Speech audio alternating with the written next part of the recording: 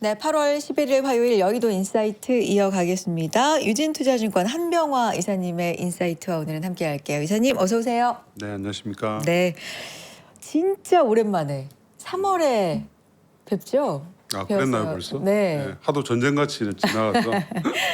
그러네요, 진짜. 3월부터 지금까지 저희가 무려 한 5달 만에 모셨으니까 그 사이에 주가도요. 최고점을 진짜 찍었다가 네, 7월 너무 힘든 나날을 또 보냈다가 8월이 이렇게 왔습니다.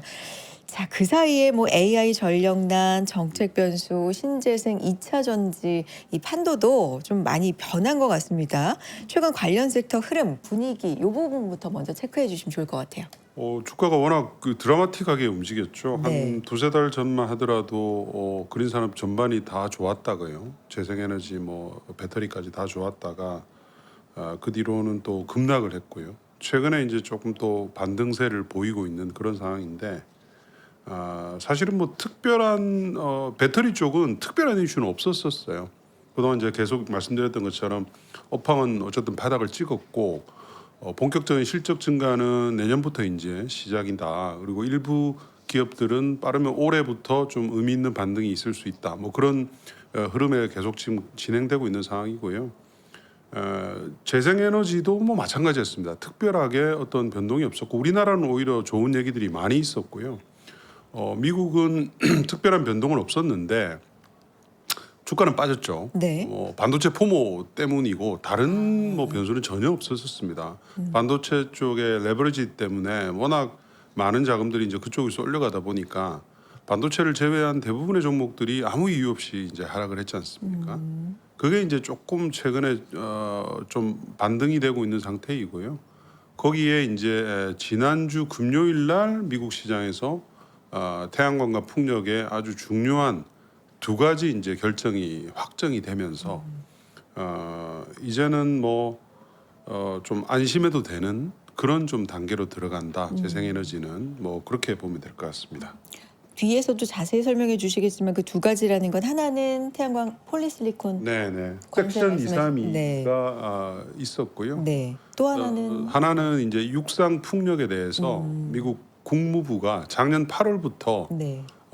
레이더의 안보 이슈, 그러니까 풍력 발전기가 이제 돌아가면서 돌아가잖아요. 네. 레이더를 간섭한다 이거죠. 그래서 국방부의 원래 심의는 맨 마지막에 그냥 약식으로 사실은 과거에는 이제 지나갔었거든요. 근데 그걸 이제 작년 8월부터 발목을 잡았고 처음에는 그게 사실은 굉장히 제한적이라고 봤었는데 점점 강도가 심해져서 올 4월 달에는 아예 승인을 안 해주겠다 하고 이제 국방부에서 발표를 했거든요. 이제 그러다 보니까 이제 관련 업황들이 조금씩 이제 좀 얼어붙어 있었죠. 근데 미국 법원에서 그거는 잘못된 거다. 법적으로 기업들이 피해를 볼 수가 있기 때문에 승인 중단을 중단하라. 그렇게 이제 명령을 내렸죠. 승인 중단을 중단하라. 네네. 네. 그래서 굉장히 거기에 관련된 규모만 30기가 이상, 많게는 한 50기가까지 보는 데가 있기 때문에 네. 미국의 연간 풍력 설치량 호황 기준이 10기가거든요. 네. 근데 그거에 3년 이상치의 영향을 미칠 수 있는 그게 판결이었기 때문에 네. 사실은 섹션 232 이 풍력의 국무부 법원 판결 이 두 가지가 매우 중요한 이슈였는데 그게 완료가 되었습니다. 이 두 가지에 대해서 또 대략적으로 말씀해 주셨고 영향에 대해서는 뒤에서 또 들어보도록 하겠습니다. 말씀하신 것처럼 이쪽이 워낙에 좀 정책의 영향을 많이 받잖아요. 국내 얘기부터 좀 해보면 정부가 세제 개편안에서 태양광, 풍력, 2차 전지 이렇게 포함해서 6개 분야에 대해서 국내 생산세액 공제 요거를 새로 도입했거든요. 이게 실적이나 실제 기업들이 어떤 영향을 주는지 좀 궁금해요. 매우 큰 얘기죠. 우리가 미국에서 기업들 보면 AMPC 얘기를 많이 하잖아요. AMPC. AMPC. 네. 그게 이제 생산세액 공제입니다. 아. 미국판 생산세액 공제인데 네. 물론 이제 미국의 AMPC는 세액 공제로 할 수도 있고 또는 직접 보조금으로 받을 수도 있어요. 그 두 가지라서 우리보다는 이제 좀 강도가 세긴 한데요. 근데 그 생산세액 공제를 한국에도 처음으로 도입하는 거예요. 처음이에요. 예, 근데 우리는 기간은 훨씬 길어요. 우리 10년 동안입니다. 미국의 AMPC는 2029년까지는 풀 크레딧이고요. 네. 30년부터 점진적으로 줄어들게 이제 돼 있거든요. 돼 있는데 우리는 물론 이제 IRA가 처음 했을 때로 따지면 그것도 10년이긴 하지만 우리도 이제 그 10년 동안 주는 거고요. 네. 다만 이제 우리는 아직은 적자 기업들에 대해서는 적자 기업들은 그 법인세를 낼 게 없기 때문에 세액 공제가 의미가 없잖아요. 그 부분을 이제 어떻게 할 것인가는 지금 국회에서 조금 더 논의를 하게 될 것 같아요. 근데 뭐 아마 일부 보조금이 도입될 가능성이 좀 있는 것 같고요. 근데 기업들이 지금 당장은 적자지만 앞으로 한 정부가 지금처럼 이렇게 그 그린 산업 전체를 육성하는 쪽으로 정책을 하게 되면 대부분 다 아마 한 2, 3년 내는 흑자로 다 전환할 거예요. 우리 국내 기업들이 국내에서 생산해서 국내에 수요하는 부분만입니다. 네네. 당연히 그렇게 되면 그 규모가 어떻게 되는지는 좀 지금 이제 디테일한 거는 올 연말까지 확정을 하거든요. 확정을 하는데 아마도 뭐 미국의 사례를 비교를 하면 국내 업체들은 생산이 많은 업체들은 1년에 글쎄요 세액 공제만 몇 천억이 나올 수도 있습니다. 네, 그래서 굉장히 큰 이슈이기 때문에 사실은 중요한데 이제 우리는 좀 이런 부분에 대해서는 우리 투자들이 민감도는 좀 약하죠. 그렇죠. 이거 사실 좀 중요하게 안 다뤘던 것 같아요. 굉장히 중요한 얘기입니다. 처음 우리가 이 세법 역사상 이거는 사실은 과거에 우리 그 기재부 뭐 이렇게 이런 그 소위 말하는 우리나라의 재정을 책임지는 쪽에서는 사실은 이런 세액 공제는 안 주는 거였어요. 생산량에 비례해서 세액 공제를 준다는 것은 너무 이제 재정을 해친다. 네. 근데 지금은 어쨌든 우리가 이제 재정이 조금 여유가 생긴 상황이고 하다 보니까 이제 이 에너지 전환 그린 산업의 육성을 위해서 이제 정부가 어쨌든 도입하기로 한 것이고요. 업체들한테는 굉장히 큰 모멘텀이 될 수 있습니다. 정책을 핀다는 건 반드시 이유가 있는 거잖아요. 어떤 걸 유도하기 위해서 어떤 목적을 가지고 지금 이런 정책들은 방향성이 지금 어디를 가리키고 있는 거예요? 글로벌 평균을 따라가기 위함이죠. 아, 우리는 글로벌 평균에서 한참 뒤처진 변방 국가입니다. 그린 산업에 있어서는 재생에너지가 우리나라가 꼴찌예요. OECD 꼴찌 국가입니다. 재생에너지의 발전 비중이 11%밖에 되지 않는 글로벌 평균이 지금은 웬만한 국가들은 다 최소 20에서 30% 정도 되고요. 유럽의 높은 국가들은 50%가 넘습니다. 그러다 보니까 이제 그 트렌드를 따라가지 못하게 되면 여러 가지 이제 장벽들이 생기죠. 뭐 탄소 국경 조정 제도라든지 뭐 아리백이라든지 또 뭐 굉장히 많은 그 장벽들을 만들고 있어요. 국가들이. 그래서 이제 그거를 좀 우리도 쫓아가야 된다. 특히 이제 우리가 국제사회 약속한 탄소 중립 이런 이제 이 경로상으로도 지금처럼 재생에너지라든지 또는 뭐 ESS라든지 전기차라든지 이런 부분들이 비약적으로 발전하지 않으면 우리는 이제 뒤처지게 되는 거거든요. 그래서 이제 국내에 그걸 활성화시키는 거죠. 재생에너지를 많이 늘리고 전기차를 확대하고 ESS를 많이 달게 하고 이런 부분들을 이제 하게 하려면 기업들한테 물량을 많이 줘야 될 거 아니에요. 그래야지 이제 기업들이 성장을 하게 되고 이제 그거를 육성하겠다는 게 IRA였어요. 바이든의 네네네. IRA. 뭐 트럼프가 약간 훼손을 하긴 했지만 어쨌든 네. 그 골격은 지금도 그대로 되고 있거든요. 그러니까 미국판, 그러니까 한국판 IRA를 우리도 이제 사실상 도입하는 겁니다. 네. 오히려 국내 정책이 뭐가 있는지 좀 더 생소하신 분들도 있으실 수 있을 것 같아요. 그래서 네. 간단하게 하나씩만 설명해 주시면 해상풍력 국산화 정책 이거는 뭐 다들 아실 것 같고 이격거리 규제 재정비가 있고 이것도 지난번에 설명을 해주셨는데 한 번만 더 간단하게 설명해 주시면 좋을 것 같고요. 이격거리라는 게 재생에너지 네. 단지와 민가 또는 뭐 건물 이런 것과의 거리 차이입니다. 재생에너지 단지와 집, 그렇죠. 네. 집이 될 수도 있고 뭐 도로가 될 수도 있고 마을, 다양한 이런 네. 이격거리 규제가 우리 국내에는 지자체별로 다 달랐어요. 어떤 지자체는 뭐 100m만 돼. 또 어떤 지자체는 뭐 최소한 몇백 메다 뛰어. 어떤 지자체는 뭐 1km 가는 데도 있고 이런 이제 이게 규제죠. 굉장히 다양한 규제가 있기 때문에 사업을 하는 사람들 입장에서는 굉장히 걸림돌이 곤란한 거죠. 이거를 이제 일원화했고요. 네. 그 이격거리 거리 자체도 확 줄였습니다 이번에. 예, 그래서 지금 이제 어쨌든 기후 에너지비가 들어오면서 이런 작업들을 굉장히 촘촘하게 많이 해 나가는 중이에요. 많이 해 나가는 중이고 그 이제 목표는 국내 재생에너지 설치량을 대폭 늘리기 위해서입니다. 과거에는 한 연간 3기가 정도밖에 되지 않았었는데 이거를 최소한 10기가 이상 늘려야 되는 지금 목표를 이미 제시를 했고요. 네. 거기에 따라서 그거를 달성할 수 있게끔 하는 다양한 정책들을 지금 계속 하나 둘씩 누적해서 내놓고 있는 상황이에요. 그 중에 또 있어요. 아리백 산단 특별법. 요것도 생소하신 분이 있어요. 그죠? 그러니까 네. 아리백을 달성을 해야 되잖아요. 기업들이 그쵸. 아리백은 많이 들어보셨죠, 그죠? 이제 그런 것을 달성하기 위한 기업들이 하는 거니까 산업단지를 만드는 겁니다. 산업단지를 만드는 거고 그 안에서 이제 그 산단 안에서는 여러 가지 규제를 갖다가 이제 확 낮춰주는 거죠. 예, 그거는 이제 조만간 아마 연말까지 확정이 될 메가 프로젝트, 메가 특구법 뭐 이런 것도 하고도 아마 좀 일맥상통하게 될 겁니다. 그러니까 특구라는 것은 항상 보면 안에 규제를 갖다 확 낮춰주잖아요. 그래서 다양한 이제 규제들 때문에 그 되지 못하는 이런 사업들을 그 특구 안에서는 좀 허용하게끔 하는 이제 그런 내용들이죠. 이게 좀 생소하실 수 있기 때문에 일단 하나하나 간단하게 설명해 주셨는데 어쨌든 이런 정책들이 추진 중이라는 거예요. 추진이 되고 있다는 건데 네. 이게 하반기에 실질적으로 기업들한테 수혜로 이어질 가능성도 있는 거예요, 이사님? 가능성이 있는 게 아니라 그렇게 네. 되도록 지금 법을 만들고 아. 있는 거죠. 예, 법도 만들고 그 국가에서 행정 명령도 내리는 것이고 이것의 궁극적인 목표는 수요를 확 늘리는 겁니다. 재생에너지 수요를 늘리는 많이 거고 써라. 전기차에 대한 네. 수요를 늘리는 거고 ESS에 대한 수요를 늘리는 방향으로 지금 가고 있죠.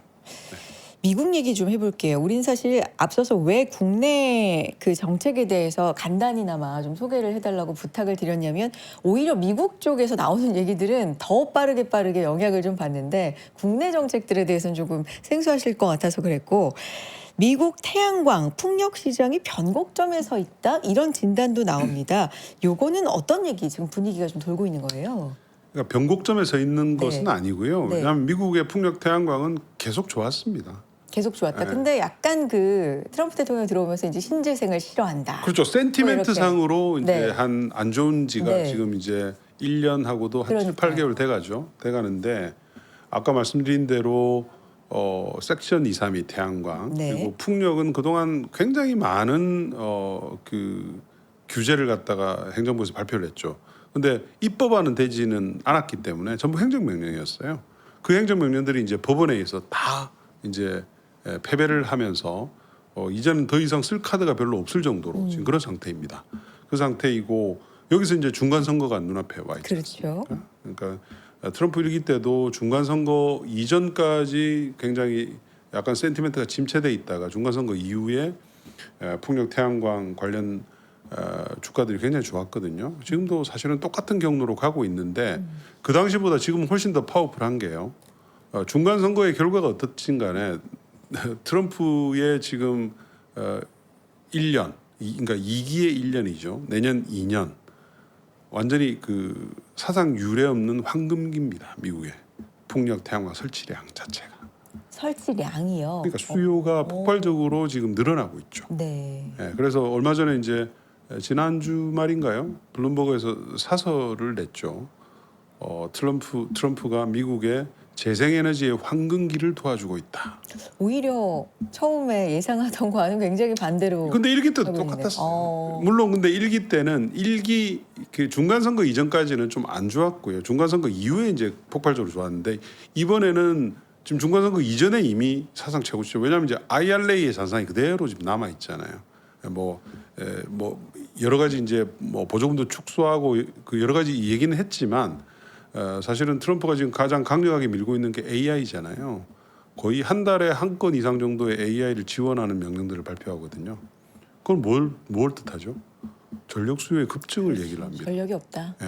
그리고 AI 데이터 센터는 또 빨리 지어야 되기 때문에 빨리 하면서도 원가가 싼 것은 미국에서는 풍력 태양광을 따라올 수가 없죠. 그러다 보니까 재생에너지 수요가 계속 큰 폭으로 지금 늘고 있는 상황이고요. 연간 설치 수요의 90%가 풍력 태양광 ESS입니다. 그럼 할 말 다 했죠. 나머지 한 7에서 8%가 가스 터빈이고요. 그러니까는 뭐 표현하기 어려울 정도로 이미 이 미국 시장은 사실은 재생에너지에 의해서 완전히 좌우되고 있는 그런 상황이에요. 그 중심에는 뭐 정책도 있고 중국 견제 이런 얘기 많이 나오지만 AI 전력 부족 뭐 이런 것도 지금 영향을 주고 있다. 그게 말씀. 최근에 이제 크죠. 네. 예. 그 섹션 232라는 거 말씀 계속해서 말씀 중에 이제 나오는데 다들 아시겠지만 무역 확장법 232조에 이제 근거해서 수입을 했는데 그게 국가 안보에 위협이 된다라고 판단을 만약에 한다면 대통령이 관세를 부과할 수도 있고 아니면 수입 제한을 할 수도 있다. 요게 이제 법으로 되어 있는데 그게 폴리실리콘, 태양광 폴리실리콘에 적용한다라는 이슈가 최근에 있었습니다. 그래서 우리는 이제 관세 그러니까 관세하면 우린 이미 좀 깜짝깜짝 놀라는 그런 게 있잖아요. 그런데 우리한테는 오히려 굉장히 수혜다. 중국을 겨냥하기 위한 거다라는 쪽으로 스토리가 좀 풀렸어요. 요것 좀 설명해 주시면 좋을 것 같아요. 뭐 사실은 수혜 정도가 아니고요. 네. K 태양광 쉽게 말하는 K 태양광은 이제 살았다. 오. 이렇게 그냥 표현하는 게 맞습니다. 네. 이 바이든의 IRA가 발효되기 시작한 게 2022년 아마 8월일 거예요. 제 기억으로 따지면 그 당시에 이제 미국의 우리 기업들이 투자하기 시작을 했고요. 뭐 대표적으로 하나솔루션 같은 경우는 그 당시에 초기에 투자하겠다는 금액이 25억 달러였고 투자 기간이 더 늘어났기 때문에 아마 한국 돈으로 4조 원에서 한 5조 원 사이를 투여를 했을 겁니다. 미국 시장에. 2023년도부터 이제 시작을 했거든요. 근데 꽃길을 걸을 것만 같았던 그 당시에 이제 업체들이 투자하면서 결국은 나중에는 중국을 다 막을 것이다. 그게 이제 섹션 232였어요. 네. 왜냐하면 이제 중국 업체들이 계속 국가를 바꾸면서 우회 수출을 하는 거죠. 그러니까 이게 중국에서 직접 들어가는 게 아니라 다른 데다가 생산 기지를 만들어 놓고 거기서 우회로 들어가는 거의 거잖아요. 뭐 한 열 몇 개 국가의 공장을 세우면서 계속 돌아가면서 하니까 그거 일일이 하기가 일일이 막아봤자 그게 계속 이제 핀트가 어긋나는 거였어요. 그래서 결국은 섹션 232가 도입이 돼야 된다 이렇게 다 된다고 생각을 했었는데 변수가 생겼잖아요. 트럼프가 당선돼 버렸지 않습니까? 네. 그래서 태양광에 대해서 이제 야 이거 이렇게 되면 투자는 수조 원을 했는데 시장이 얼어붙으면 이제 어떡하지? 이제 이런 걱정을 했었잖아요. 물론 이제 트럼프가 당선되면서 태양광의 개발 업체들이 받는 보조금은 내년 연말까지로 이제 종료가 됩니다. 네. 올 7월 4일까지 신청하는 업체들은 이제 그 뒤로도 받을 수는 있는데요. 그걸 넘긴 지금부터 이제 신청하는 업체들은 무조건 내년 연말까지 완공을 해야 보조금을 받아요. 근데 이 태양광에 제조하는 업체들이 받는 AMPC 이거는 바이든이 설계한 것과 동일하게 살아 있어요. 그리고 ESS 요즘 태양광과 ESS가 그냥 같이 다니거든요. 네. ESS도 똑같이 보조금을 그대로 유지를 했습니다. 그러다 보니까 이제 이 상태에서 섹션 232는 이제 오히려 확정이 된 상태이기 때문에 이제 진짜 한숨을 돌렸죠. 만약에 이번에 섹션 232가 제대로 되지 않았으면 한국 태양광 업체들 상당히 좀 곤란했을 겁니다. 네, 그래서 굉장히 큰 이슈였고요. 이 섹션 232가 왜 그러냐면 예외 조항이 들어 있습니다. 예외 조항이 이번 섹션 232에 들어 있고 그 예외 조항은 뭐냐하면 미국의 투자한 만큼 관세니까 관세나 최저 가격이나 이런 부분들을 적용하는 데 있어서 예외를 두겠다는 조항이 들어 있어요. 그렇기 때문에 예를 들면 하나솔루션 같은 케이스는 투자를 뭐 미국에서 두 번째로 많이 했거든요. 퍼스트솔라가 제일 많이 했고 그다음에 이제 하나솔루션입니다. 투자라는 건 뭐 생산 공장을 시설을 짓는 거죠. 그럼 하나코셀. 그렇죠. 네네. 그렇기 때문에 이제 앞으로 이제 개별 협상을 통해서 정해질 건데요.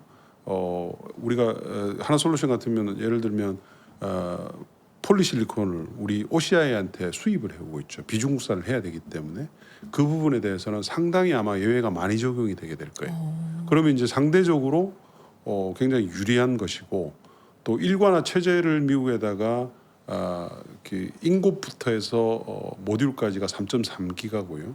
그다음에 모듈 전체를 다 하면은 그게 한 8.6기가 정도 되니까요. 그 부분들이 다 이제 미국에다가 공장을 세웠기 때문에 다른 어떤 업체들보다 많은 투자를 했습니다. 그러니까 투자한 만큼 혜택을 보는 거죠.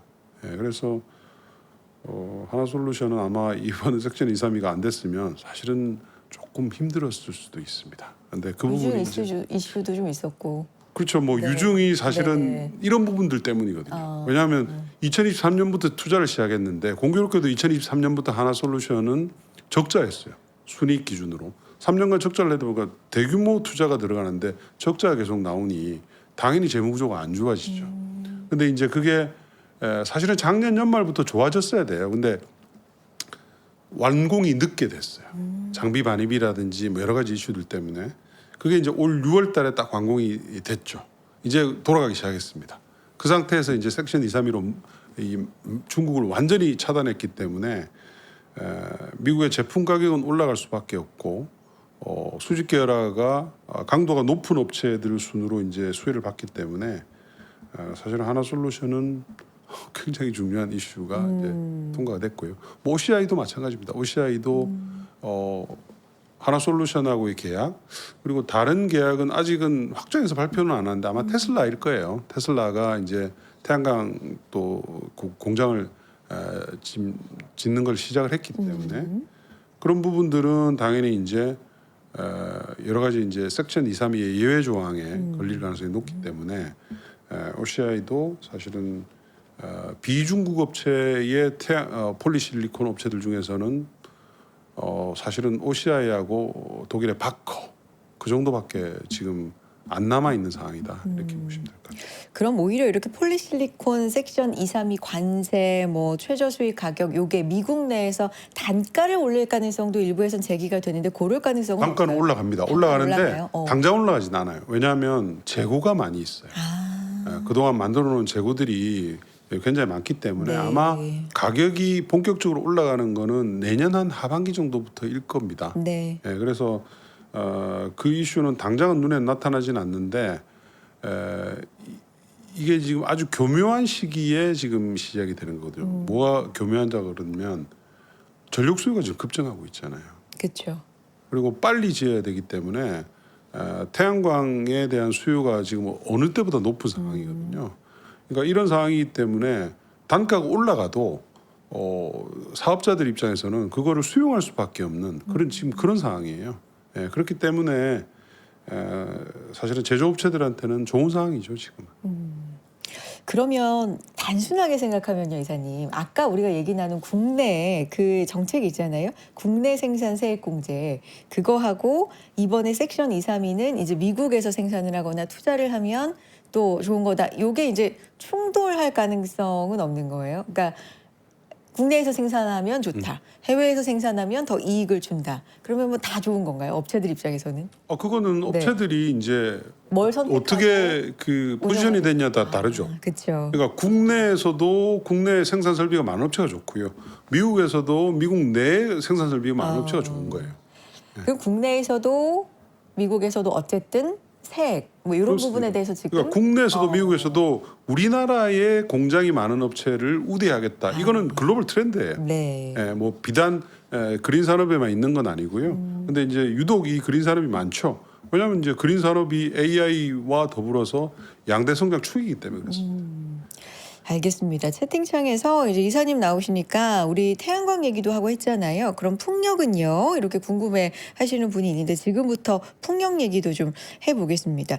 아무래도 이쪽 얘기는 진짜로 정책 영향이 좀 많아요. 풍력도 그러네요. 아까 말씀해 주신 그 부분 있잖아요. 두 번째 그러니까 두 가지 중요한 이슈가 있었다는 것 중에서 태양광 얘기는 했고 그 풍력이 돌아가는데 레이더 네, 방해가 된다고 했던 부분인데 승인 중단을 중단하라. 이게 승인하라라는 거네요. 그렇죠. 이중 구정이니까. 승인을 해줘라. 네. 그렇게 이제 법원 판결이 나왔고요. 네. 특히 이제 미국 이번 판결은 사실은 누구나 다 이렇게 될 거라고 예상을 했어요. 왜냐하면 억지 이 모라토리움이었거든요. 국무부의 그 승인 중단 자체가 그냥 완전히 발목을 잡으려고 그냥 작정을 하고 국무부에서 나온 것이었고요. 기업들 입장에서는 이미 다 거의 다 개발 완료가 끝나서 국무부에 도장만 딱 찍으면 바로 건설을 할 수 있는 상황에서 했기 때문에 이걸 만약에 법원에서 그 제대로 판결을 내리지 않았다면 되돌릴 수 없는 기업들이 피해를 입게 되거든요. 그래서 판결을 그렇게 내렸고요. 심지어 법원에서 앞으로 매 30일마다 국무부에 승인 사항을 보고하라 그랬어요. 그렇기 때문에 국무부가 그냥 무작정 지연하는 것 자체도 아예 차단을 한 상태이죠. 그래서 업체들한테는 굉장히 중요한 이슈였고요. 특히 이제 풍력도 2028년부터는 보조를 못 받는데 특히 풍력은 이 AMPC를 또 못 받아요. 더 탄압을 했기 때문에 태양광은 제조업 AMPC는 계속 이어지거든요. 근데 풍력은 2027년 말로 종료입니다. 근데 2028년도에 만약에 수요까지 떨어진다면 급격하게 떨어진다면 업체들이 많이 힘들었겠죠. 네. 근데 이제 그 부분이 조금 해소가 되면서 최근에 그래서 미국의 육상 풍력에 대한 추정치가 많이 상향이 되고 있어요. 주요 포캐스트하는 기관들에서 나오는 수치들이 원래는 2027년 대비 2028년부터 큰 폭으로 떨어지는 것으로 예상을 했었는데 크게 떨어지지 않고 유지되는 쪽으로 지금 추정치들이 변하고 있고요.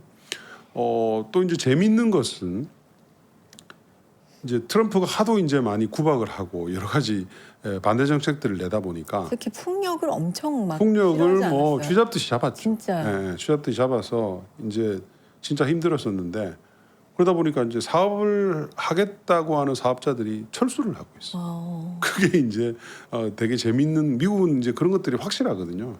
뭐 전기차 보조금 안 준다니까 미국 완성차들이 다 그냥 사업을 떠나잖아요. 그러니까 똑같은 거죠. 육상 풍력도 보면 풍력의 기자재 중에서 이제 풍력 타워가 육상 풍력 중에서 터빈 제어가 제일 크잖아요. 그 타워 기자재 업체 중에서 이제 1등이 우리나라의 CS 윈드이거든요. 미국 전체 캐파의 한 절반 정도를 CS 윈드가 가지고 있습니다. 근데 나머지 2위, 3위 업체들이 풍력 타워 공장들을 문을 닫고 있어요.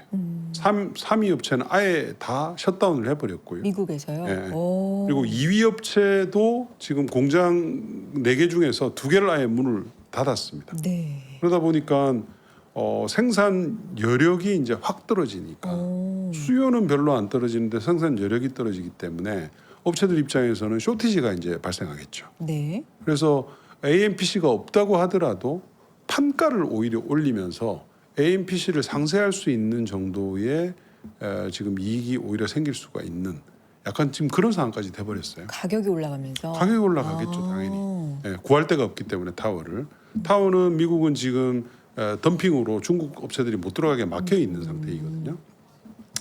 그렇기 때문에 최근에 좀 상황들이 굉장히 극심하게 좀 변하고 있습니다. 변하고 있는데 큰 틀에서 보면 네. 이게 이제 글로벌 트렌드이기 때문에 아무리 누가 정책적으로 뭐 차단하고 막는다 하더라도 완전히 이 사업들을 국유화해서 나라에서 좌지우지하지 않고서는 사실은 막을 수가 없는 그런 글로벌 트렌드라는 거죠. 최근에 뭐 신재생 쪽 좀 올라오고 물론 많이 빠지는 시기도 있었다가 지금 바닥권에서 올라오는 뭐 앞서서 말한 태양광 쪽, 풍력 쪽 이렇게 있는데 움직일 때마다 이슈가 되어주는 요소들을 보면 첫 번째가 우리가 이야기 나눴던 그런 정책들 이사님 좀 영향을 받는 것 같고요. 그리고 이제 전쟁이다 보니까 유가가 튀면 신재생 쪽이 반드시 또 관심을 받는 경우가 좀 있는 것 같아요.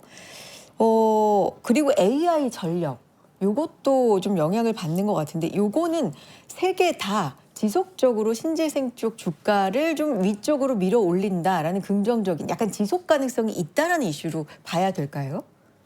AI 데이터 센터는 당연히 그 수요 지속적으로. 견인 요인입니다. 뭐 그거는 뭐 어쩔 수가 없어요. 그러니까 미국에서 데이터 센터가 들어오면 신규 전력원이 있어야 되잖아요. 그렇죠. 근데 제가 아까 계속 말씀드리지만 신규 전력원의 네. 90%가 태양광 풍력 ESS예요. 오. 미국에 100개의 신규 발전소가 세워진다면 네. 그 신규 발전소의 90개는 태양광 풍력 ESS라고요. 그러니까 당연히 미국의 ESS가 데이터 센터가 늘어나는 것에 전력을 갖다 공급을 해주고 있는 상황이고요. 그거는 뭐 어느 국가나 다 비슷합니다. 다 비슷한데 중동 전쟁으로 일어난 유가의 상승이 풍력 태양광의 수요에 영향을 미친다. 그거는 원칙적으로는 틀린 말이에요. 아, 그래요? 유가하고는 재생에너지하고는 상관관계는 아예 없습니다. 근데 스토리상 우리가 유가가 뛰니까 네. 다른 어떤 대안으로 신재생 쪽이 좋겠다. 그러니까 뭐 이런 그거는 거잖아요. 소위 말하는 한 2, 30년 전 얘기예요.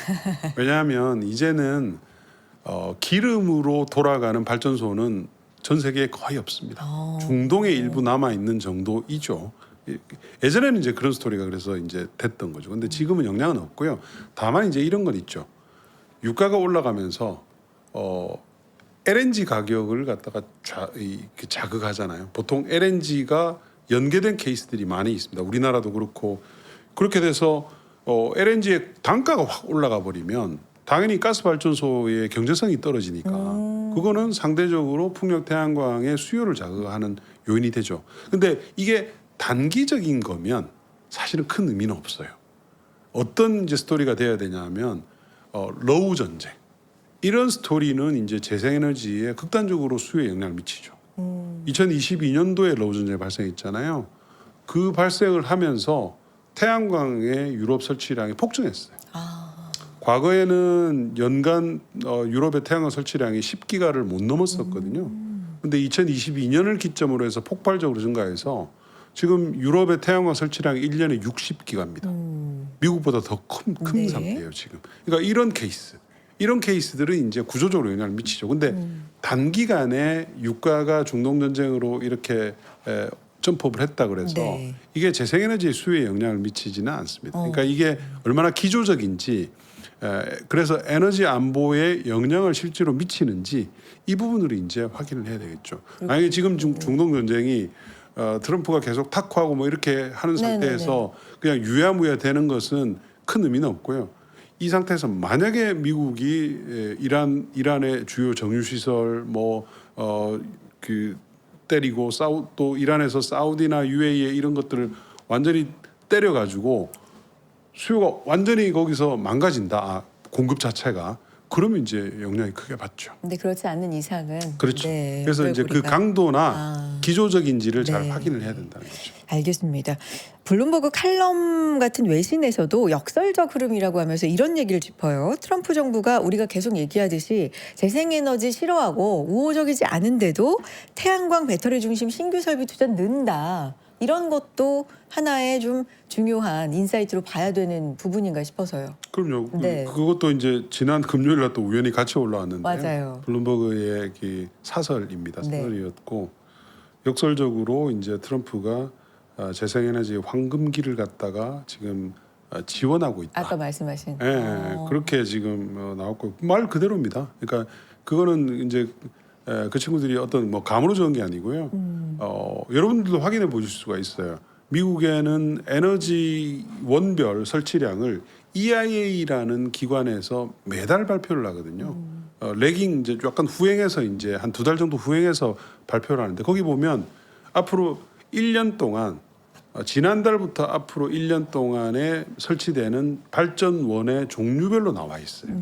그 종류별로 나와 있는데 그게 트래킹을 하시면 이제 알 수가 있죠. 거의 향후 1년 동안 설치되는 발전원의 90%가 태양광, 풍력, ESS입니다. 그러니까 뭐 말 다 한 거죠. 네. 지난번에 이제 3월에 출연해 주셨을 때 그 전기차 쪽, EV 쪽 수요가 정체되는 걸 ESS가 메워주고 충분히 뭐 그럴 수 있다라는 말씀을 해주셨는데 최근에 실적 발표되는 거 보면 ESS가 메워주는 정도가 아니라 이제 이게 좀 중심이 됐다라는 느낌까지도 좀 들거든요. 그렇습니다. 네, 상황 평가 어떻게 해보겠어요? 그러니까 미국에서는 더욱 이제 그런 현상이 더욱 뚜렷해질 수밖에 네. 없고요. 지금 뭐 배터리 업체들은 뜻하지 않은 사실은 데이터 센터 특수. 그러니까 ESS가 풍력 태양광이 늘어나면서 ESS가 늘어나는 건 이건 뭐 그거는 기본이에요. 그냥 앞으로 이거는 계속 그렇게 될 수밖에 없습니다. 어쨌든 재생에너지의 가능성을 메워야지 우리가 전력을 안정적으로 쓸 수 있기 때문에 그러니까 전력을 가지고 오면 그걸 저장을 해야 되는 게 그렇죠. 필수라는 거잖아요. 네, 필수가 되는 거죠. 재생에너지는 물론 이제 풍력과 태양광을 컴바인 혼합을 하면 그 수요는 조금 더 낮아질 수는 있지만 어쨌든 태양광이 지금은 압도적으로 많이 설치가 되고 있는 상황이거든요.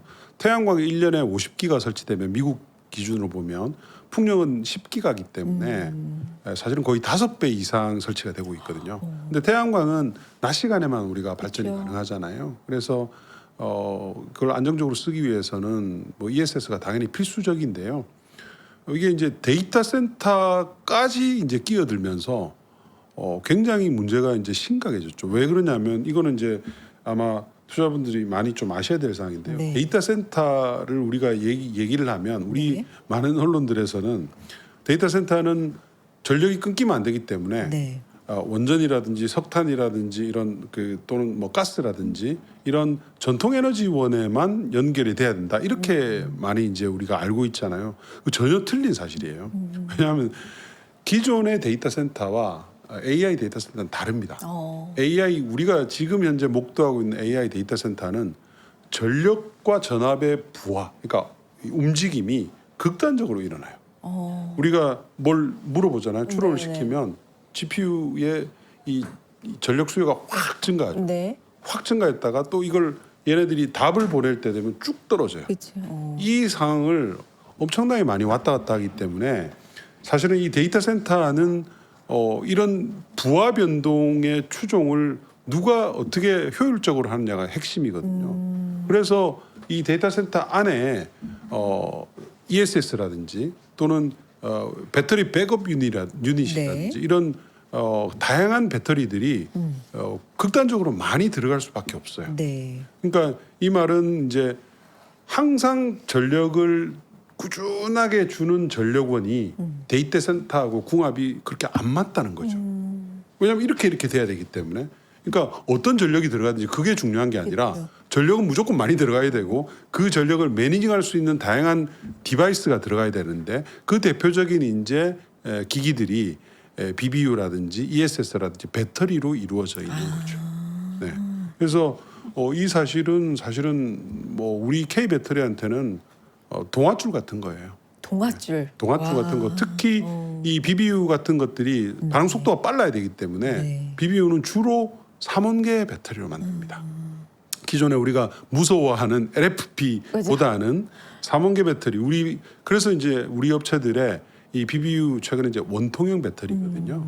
원통형 배터리 수요가 밸류체인 전체로 보면 굉장히 많이 늘고 있어요. 네. 마칠 시간이 좀 돼서요. 그러면 이사님 오늘 많은 말씀해 주셔서 종합적으로 정리가 좀 잘 됐는데 시장이 좀 주가가 많이 떨어졌을 때 사실 근본적인 변화가 있었다기보다는 그 시절에는 반도체 쏠림 때문에 좀 떨어졌던 게 크다. 근데 최근에 이제 반등하고 있는 이 구간에서 여러 가지 이슈들이 그래도 작용을 하고 있어요. 투자자분들 관점으로 본다면 지금 어떤 좀 면에 주목해야 되는지 정리 말씀 좀 부탁드릴게요. 제일 극단적인 케이스는 네. 사실은 미국의 중간 선거입니다. 다른 거는 항상 이 그린 산업을 보면 미국의 스토리가 가장 압도적으로 중요하거든요. 그렇기 때문에 과연 실제로 우리가 지금 예상하던 대로 최소한 하원에서 민주당이 되찾아가고 상원은 오히려 격차가 조금 더 줄어들거나 이렇게 되는지를 확인하는 게 중요할 것 같고요. 만약에 이제 그렇게 되면 사실은 트럼프가 할 수 있는 던질 수 있는 리스크는 이제는 더 이상 크지 않습니다. 왜냐하면 예산안을 갖다가 1년마다 합의를 해야 되기 때문에 트럼프가 일방적으로 모든 것을 찍어 누를 수 있는 시대는 이제 지나가게 되는 거거든요. 그렇게 되면 힘이 네. 약해진다. 힘이 약해지죠. 네. 그러면 이제 그동안 억압받아왔던 그린 산업한테는 굉장히 긍정적으로 작용할 수 있을 것 같고요. 다만 이제 민주당 일부 이제 좀 강성 진보 의원들이 데이터 센터에 대해서 좀 반대를 많이 하고 있잖아요. 요즘 좀 뜨거운 감자죠. 네, 네. 데이터 센터. 그 부분은 이제 아마 그렇게 되면 좀 연착륙은 될 것 네. 같아요. 근데 워낙 많습니다. 미국의 데이터 센터를 짓겠다고 하는 주들이 예를 들어 텍사스 주만 하더라도 지금 현재 자기들이 사용할 수 있는 전력 최대치의 5배 수준의 전력을 사용하겠다고 이미 신청을 해놓은 상태예요. 그래서 뭐 일부에서 조금씩 지연되고 이렇게 된다 하더라도 네. 워낙 수요가 많기 때문에 사실은 국내 업체들에 관련된 수혜는 계속될 것 같아요.